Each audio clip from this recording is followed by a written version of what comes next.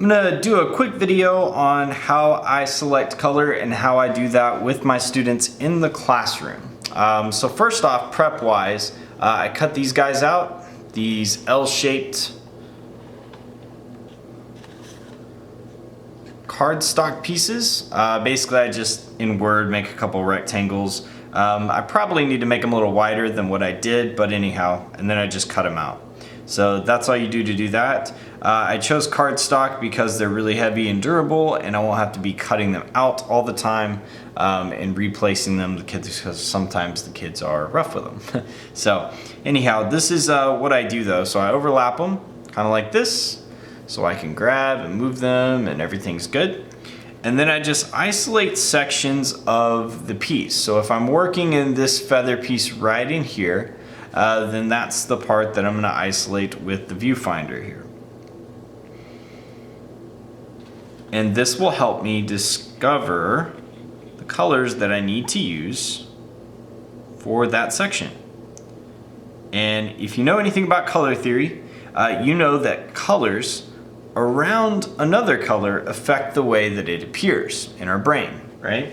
So, get rid of that glare for you guys. Here we go. So that's why I'm using these right here. There are different ways to do it, which I covered in the PowerPoint, but this is the way that I do it in class. It's cost efficient, and it allows the students to sort of do it on their own, and you're not doing it all for them. So a bit more discovery, experimentation, all that stuff. So anyhow, so zooming in here. All right.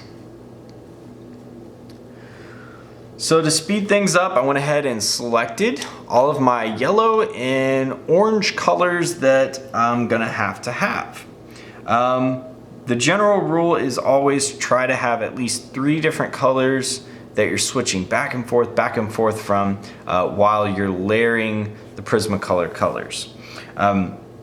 So if I pull this up and I put canary yellow up next to it, nope, that's not gonna work. It's way too yellow. Put that back in the box. We'll grab this one. This is kind of more of a reddish orange color, but it's got a lot of pink tone to it, so I'm not gonna need that one. Although that would look lovely with, you know, purple colors and things like that. This one's kind of, not sure what's going on with the wax here, but this is called Pale Vermilion. And I'm using a box of 72. I think that's the best one to buy just because it has a ton of neutral colors that come with it. So I think that one's a great one. A set of 48 is good, but you don't get the gray colors and things like that that you'll probably need for any type of photograph that you get. So I'm gonna put that guy back in the box. And now I'm going to try out this one called Spanish Orange. This is in the set of 24, and that one probably not, but if I scooted this over, I'll know that I'll start to see some of that color in here at some point. So I am gonna set that one to the side for now. And this area looks like it's gonna need this guy, orange.